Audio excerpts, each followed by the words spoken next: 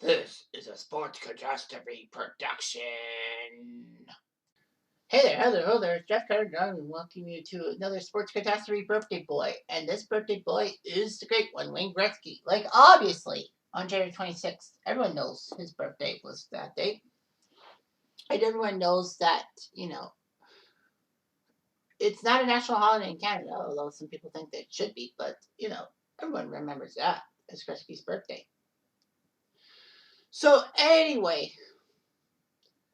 rather to go onto a long diatribe about Wayne Gretzky and all that, at the time, I'll basically tell you about him. Normally, I use Wikipedia to try to distinguish stuff that I have not seen before, that basically I may have missed. However, I decided to, do it from the heart. So, I remember Wayne Gretzky was born in 1961 in Brantford, Ontario, so he's 60 years old today. That's pretty good. Wayne Gretzky was a child prodigy in hockey. He basically ruined junior leagues with his scoring prowess. One year he even scored 300 goals in a 70-game season or something like that, which is amazing. But Wayne Gretzky loved himself the Red Wings and loved Maple Leaf Gardens too. So, Gretzky was a big Gordie Howe fan, and there's this famous picture of him being, as a kid, being playfully high-sticked by Gordie Howe. So basically, Gretzky did a lot of good stuff and basically was a prodigy. He only spent 1 year in the OHL, and that was with the Sioux Greyhounds. A lot of people probably couldn't tell you what major junior team he went to. And I wouldn't blame you one bit. The Sioux Greyhounds, not too many people know about that team in the first place.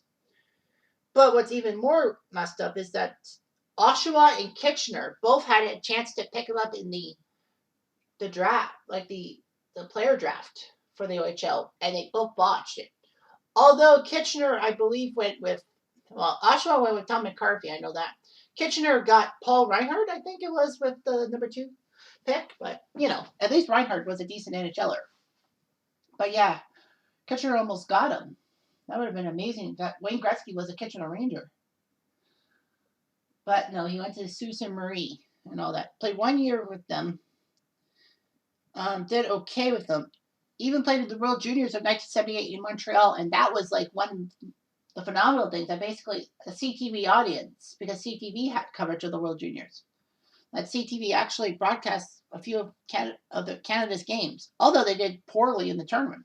Wayne Gretzky played well. He had a fantastic 6-point effort against the Czech Republic on Christmas Day, 1977, and then of course he did okay against the Soviets, but the Soviets won that game. So he was, I believe, second in scoring behind Bobby Smith of the Ottawa Center, 67s. He did fantastic. And then he got the offer to go to the World Hockey Association. Even though he was 18 years old, they let 18-year-olds into the WHA, whereas the NHL had 19-year-olds. You had to be 19 to be in the draft in the NHL at that time. So basically, he got an offer from the Indianapolis Racers. He played for Indianapolis for a little bit. However, he was traded to Edmonton in exchange for Eddie Meal and Peter Driscoll. That's part of the trade and all that. But Indianapolis needed to trade him because they were bleeding financially. And basically, Gretzky would have had to be put in a dispersal draft of Indianapolis players. So Edmonton signed him to a lifetime contract. Well, he signed a contract, center ice in Edmonton, and then helped the Oilers in his one and only WHA season get to the Stanley Cup, get to the Avvo Cup, or as we all know, the WHA championship. Unfortunately, though, Winnipeg did win the title. But Winnipeg, Edmonton, Quebec, and Hartford, well, it was New England, the New England Whalers, but they moved to Hartford because Boston didn't like the Whalers having the New England name. So, yeah, 4 new teams. Gretzky was still an Oiler. The Edmonton Oilers were allowed to keep 2 players and 2 goalies to be protected from being snatched up by NHL teams or the NHL draft. And because Gretzky was not drafted by a team in the NHL, basically he had a chance. to be drafted, and Edmonton didn't want to take that chance, so they decided to protect him. Mark Messier was drafted by the Oilers and Kevin Lowe in that draft too. But But Gretzky shot out of a cannon. Yes, it took him a while to get his first NHL goal, but he was on fire. There was a famous Oilers-Leafs game late in the 79-80 season that basically will be remembered as Gretzky putting up 6 points to knock off the Leafs. Also, that was the game which some stupid fan decided to throw live mice on the ice after a bad referee's call made the Oilers take a penalty shot. It's true. Damn true. So good old number 99. So basically, Wayne Gretzky is huge. I liked Wayne too. He got Edmonton to the playoffs, but Philadelphia easily swept them in the best of 5 first round. No problem. 80-81, the Oilers looked like a better team. They picked up Yari Curry. They picked up some grit and guts. They did okay, but the Oilers got them in the quarterfinals in 6 games. Of course, this was when the Oilers were number 14 ranked against the number 3 Montreal Canadiens. They basically decided that the top 16 teams by points in the NHL, no divisional things happening, would face each other in the playoffs. 1 versus 16, 2 versus 15, blah, blah, blah, blah, blah, in the first round. Edmonton was not picked well. You got Montreal, who was basically a year removed from nearly pulling a 5-peat out of their butts. But thanks to Minnesota's shock win in the quarterfinals, Game 7, thanks to Al McAdam, I think it was some strange name. Yeah, I think it was McAdam. Yeah. That didn't happen. So anyway, the Habs were so confident. Star goalie Richard Sevigny decided to say that we're going to put Wayne Gretzky and the Oilers in my back pocket. The Oilers didn't know what he was talking about because, Sevigny said it in French. However, Kevin Lowe, as somebody who actually grew up in Quebec, despite him being of English origin, knew, and he translated that Montreal, they're going to put Gretzky in their back pocket. Unfortunately, though, the plan failed. Gretzky put up 5 assists in Game 2 of that series, and the Oilers swept the Habs in 3 games. Boasting can work if you can back it up. Gretzky then in 82 went on his power trip. He broke Phil Esposito's record for goals in a season. He got 92 by season's end and 212 points. It was like, what the heck? This guy's for real. Edmonton's for real. Lots of goals scored, and Edmonton was in a very weak division. Of course, that was when they decided to do divisional playoffs instead of the 1 versus 16. So basically, it's the top team in the division against the 4th best team in the division, and then number 2 versus number 3. In a best of 5 series, and then divisional finals, conference finals, and Stanley Cup finals would be best of 7. So the Oilers were drawn against the very weak LA Kings, who only got into the Smythe playoffs mostly because the other team, the 5th team in the division, Colorado, was really weak. This was the year before they moved to New Jersey. So anyway, Colorado aside, LA really sucked. They still had Marcel Dion. They still had Charlie Simmer. They still had Dave Taylor, the Triple Crown line. And some rookies. LA shocked everyone by winning 10-8 in Game 1 in Edmonton.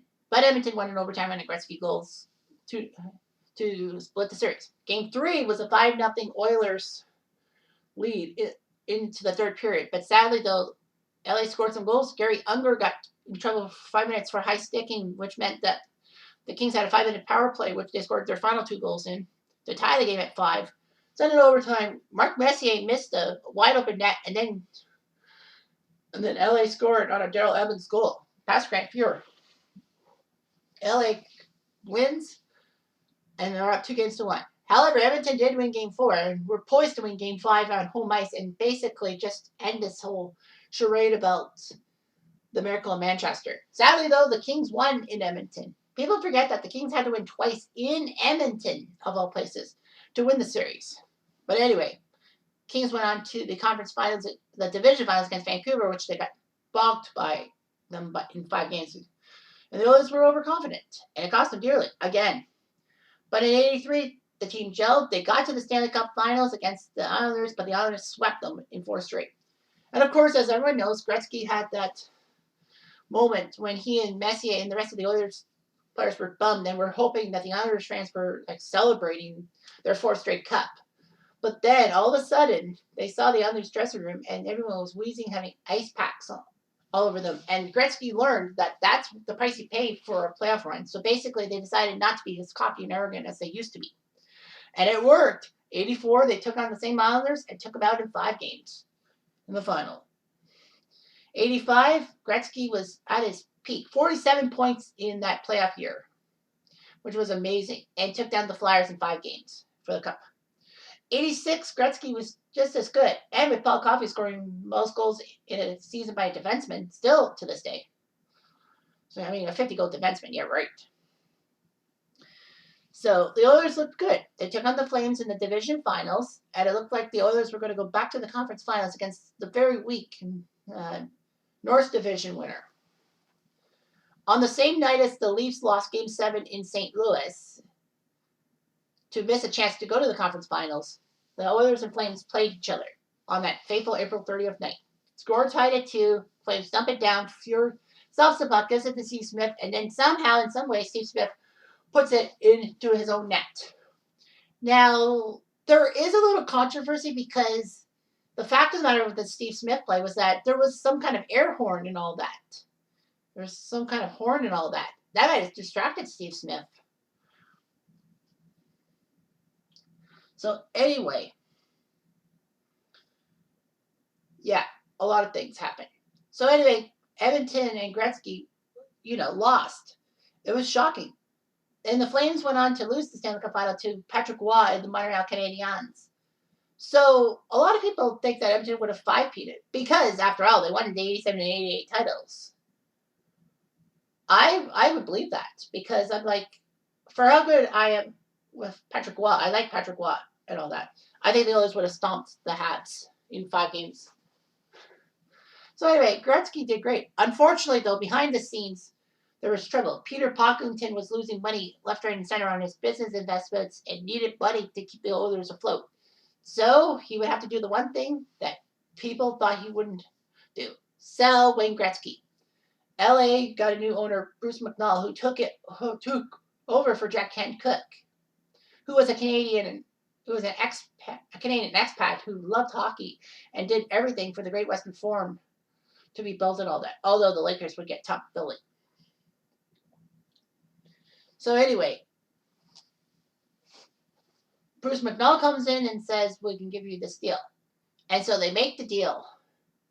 Edmonton would send Wayne Gretzky and Marty McSorley to Los Angeles for Mike. No, and I think also, wasn't it? I think Krashenaski also went to LA. That's right, Krashenaski went to LA for Jimmy Carson. LA sent back Jimmy Carson, Martin Jelena. Put on the spot. I can't remember who else went there. Well, 3 first-round picks and $15 million cash. I think that's the trade. I feel like that's not the right amount of people. So I will have to look at Wikipedia.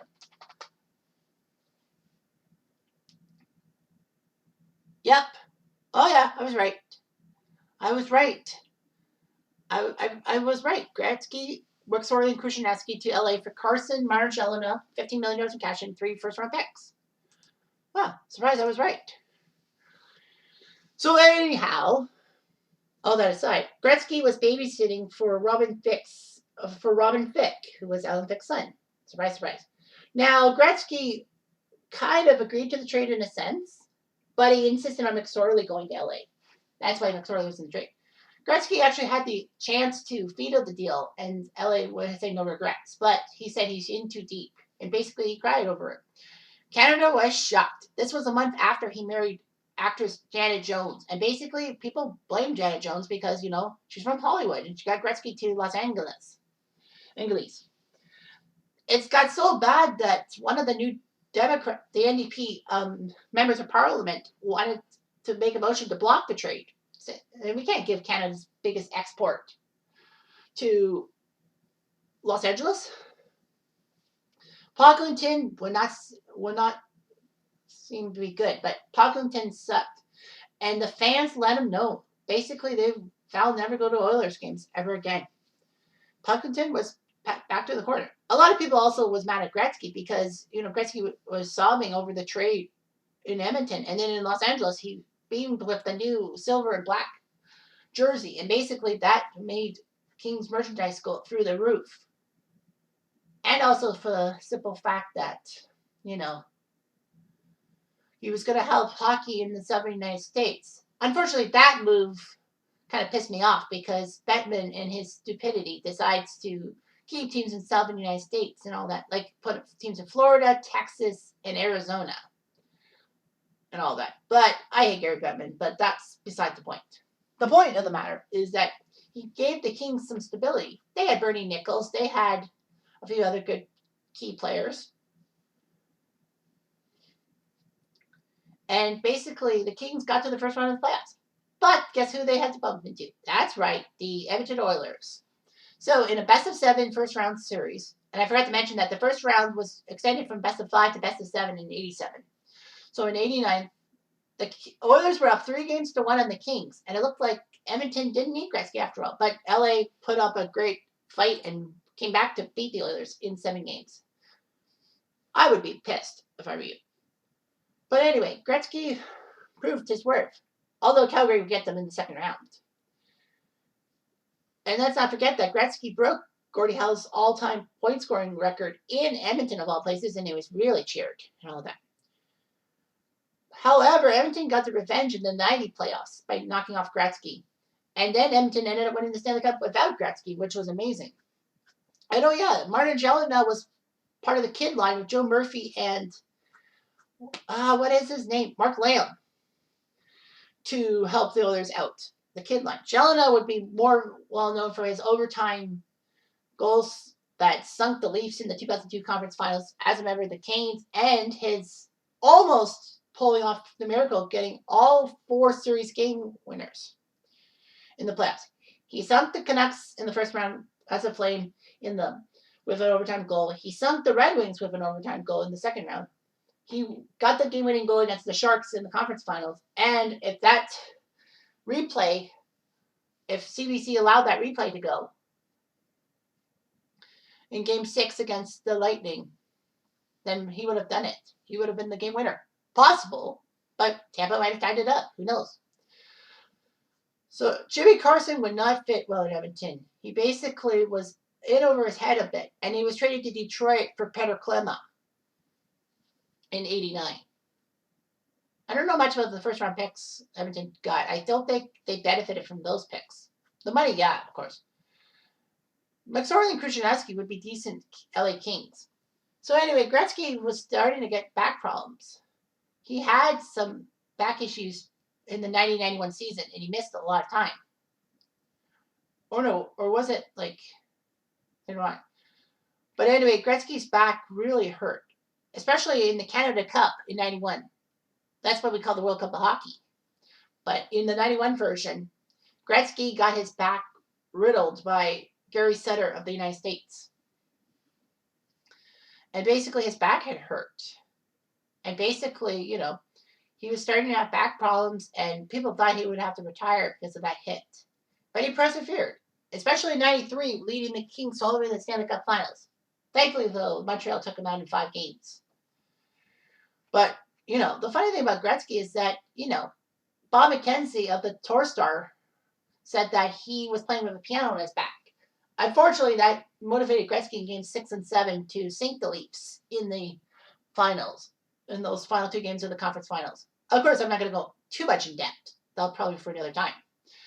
So anyway, Gretzky still played hard, but he was starting to get injury prone. LA was going nowhere. Bruce McNall had declared bankruptcy, and he basically had defrauded a lot of banks. So the Kings were in trouble. The Kings needed to get rid of him. So they sent him to St. Louis on February 29, 1996 to St. Louis. It was a good move. Gretzky with Brett Hall and helping the Blues out. Gretzky sunk the Leafs as a member of the Blues in the first round and almost took care of the 62-win Detroit Red Wings in round 2. People forget that the Blues were close. They had scored in overtime of Game 7 in Detroit. That would have been a massive upset. But Detroit won on a Steve Yzerman slapper that got past John Casey. But St. Louis couldn't really keep him for financial reasons. So he needed to go somewhere. And guess who was the top of the list? Vancouver.